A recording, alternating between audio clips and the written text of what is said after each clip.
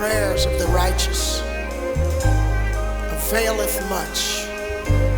Prayers of the righteous availeth much.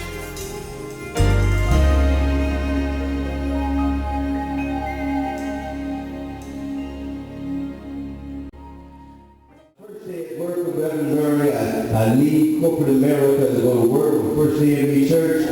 He called, I need you in the office at 7:30. Why did I show up at 8 a.m. when he told me last time? Showed up 1/2 an hour late. We are so thankful for Pastor Murray. Amen? President Bush called George Bush. And I'm listening to him on the phone.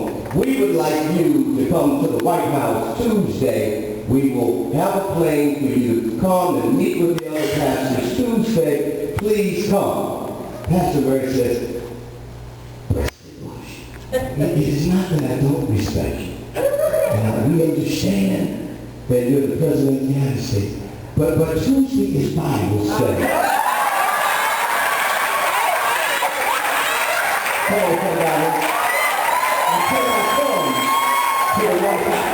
Come on, somebody. So you went through the very method that First CME Church, please stay. Remain strong. Remain strong. Remain strong.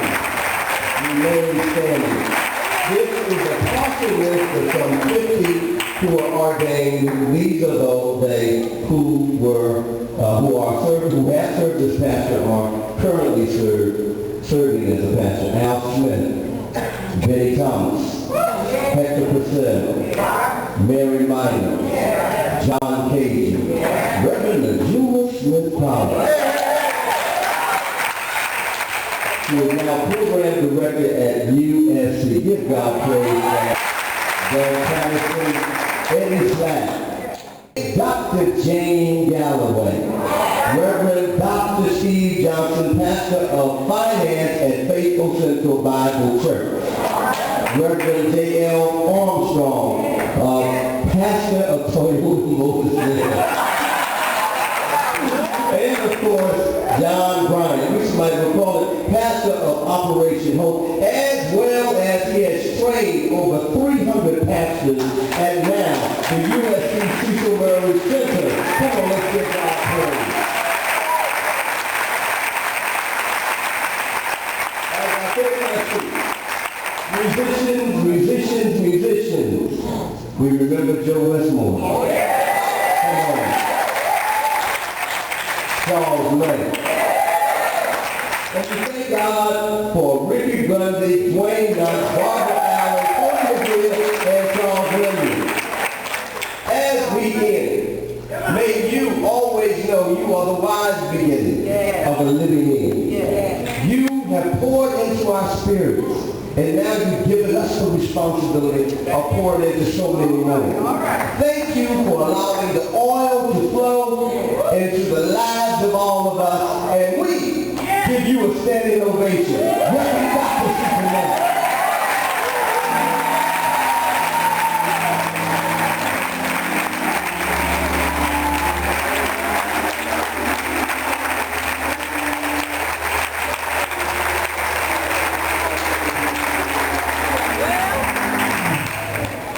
And you got to go beyond that and get a college education. And you got to go beyond that line, have a postgraduate education, or you're going to be unemployed.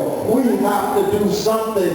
50% dropout rate who don't finish high school, and everybody knows that a high school graduate of a lifetime earns 3 times as much money as a high school dropout. And a college graduate of a lifetime earns 3 times as much income as a high school graduate. We have to do something about the quality of our schools. And we've got to stop blaming the teachers. Some of you are teachers, and you're giving your best. And when I went to school, Lord have mercy, Miss Clayton. Miss Clayton taught us 3rd grade. Miss Clayton was so fine.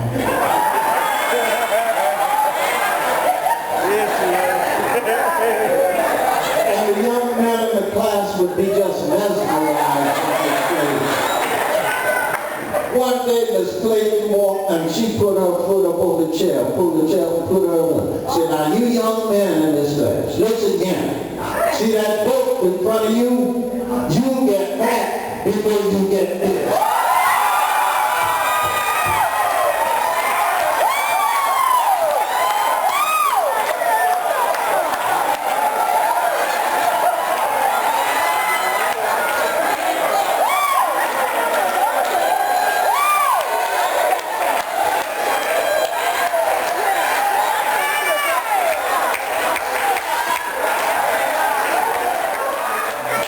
For the teacher to chastise the child, and the child goes home and walks the story, and then the parent comes back and want to beat up the teacher. That is so bad. But we are there after school programs, after school training. The teachers in the congregations can volunteer their time. Poverty of education, poverty of family, poverty of pocket, then there's poverty, Lord, of image and how we see ourselves. We don't even know that we're the oldest folks on earth. Our kids don't understand that we are pathfinders. We were coming to America as early as 500 AD, coming from Africa to America. We are pathfinders. And when Columbus got here, years later, 1492, he didn't know where he was.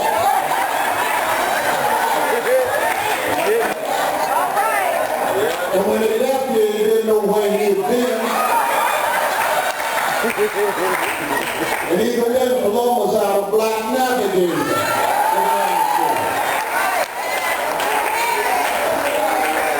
We're pathfinders. We opened up the Northwest Territory, Seattle, Portland, Oregon, and all that. George Williams Bush, a black man, not that other Bush, George Williams Bush.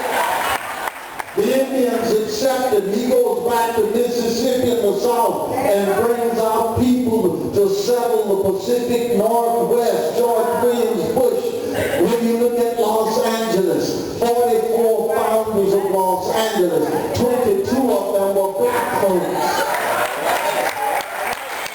When you look at California, the last territorial governor of California was Colonel Pio Pico, a black man, after whom Pico Boulevard is named. When you look at Allensworth and Fontana, founded by black people, black explorers, just like you and me. And when the Klan made its headquarters in Fontana, we almost had to laugh. You fools, don't you know this city was founded by black folks, and you acting like they're no good. Arizona, where Phoenix didn't want to observe Martin Luther King's birthday, founded by Estebanico, a black man. The Middle West opened up by Charles Pont DuSable, Chicago and all, after whom DuSable High School is named and a college there. We fought our federal capital, Washington, D.C., laid out by a black astronomer, Benjamin Banneker, a black man. We are somebody.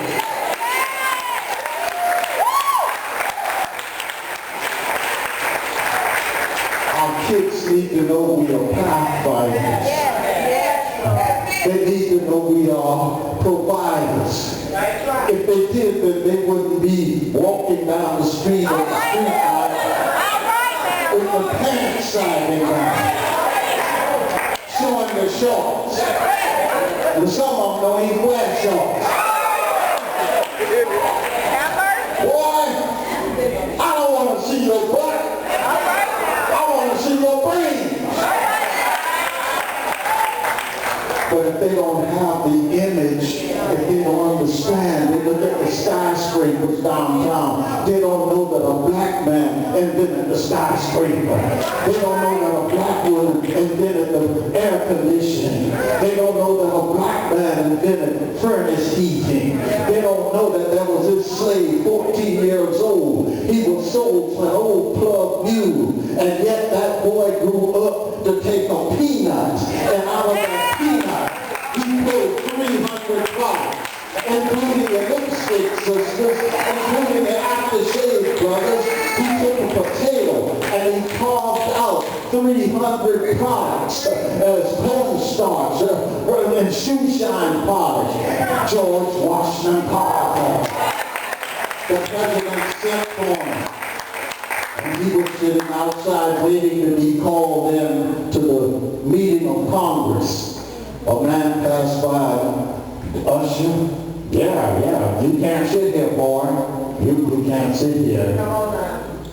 George Washington just said, thank you. They'll be calling me soon.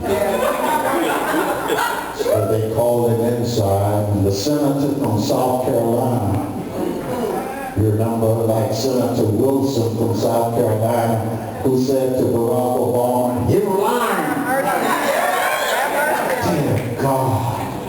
Dear God, and we got to stay without Obama. So he goes in to be cited and awarded.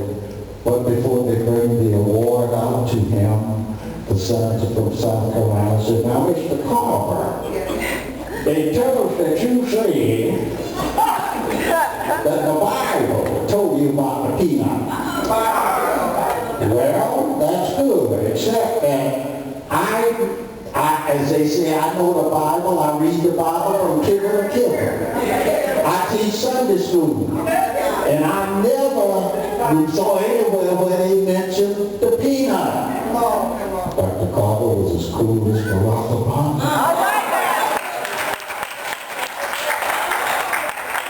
Said, "You're right, Senator. The Bible told me about God, and God told me about the peanut."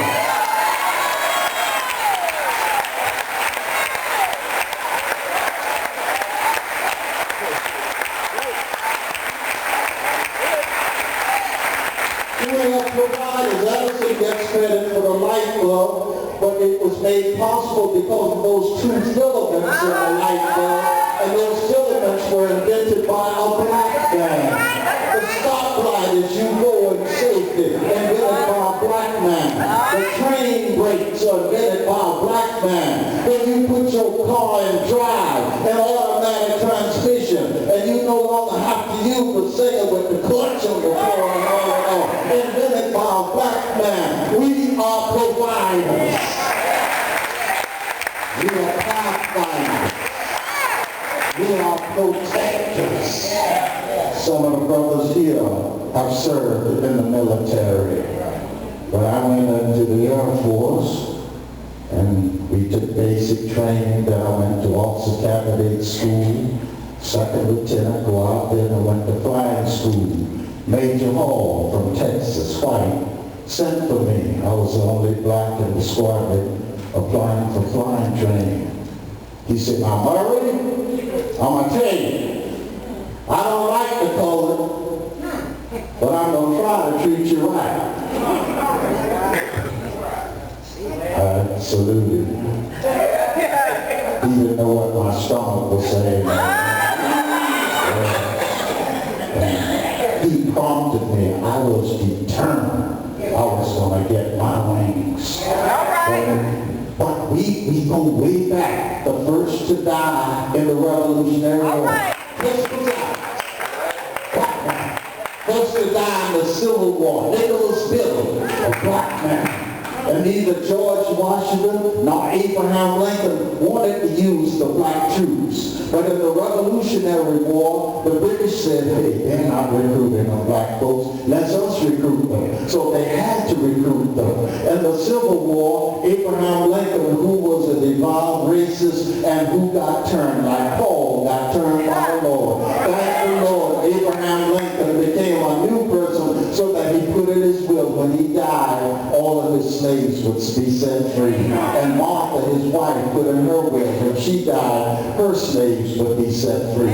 But Abraham Lincoln came to see that if it had not been for the black soldier he put in his writings, the North could not have won the war against the South. And some of you remember the Buffalo Soldiers. Spanish-American War, come along, little children, come along, while the moon is shining bright. Get on board, little children, get on board. We're going to raise the roofers tonight. They sang that song going up San Juan Hill. And San Juan Hill was the most important battle in the Spanish-American War. San Juan Hill would give to America the Guam, the Philippines, later Hawaii, Puerto Rico. We would not have had those. And Teddy Roosevelt, an avowed racist, he went on to say, you haven't seen anything until you've seen the black man steal. The Buffalo Soldier, the Indians call them that because they venerated the buffalo. The buffalo was almost a sacred animal. And they compared the buffalo troops to the black man with that nappy hair, that brown skin, and their thick shoulders and everything. That was a somebody.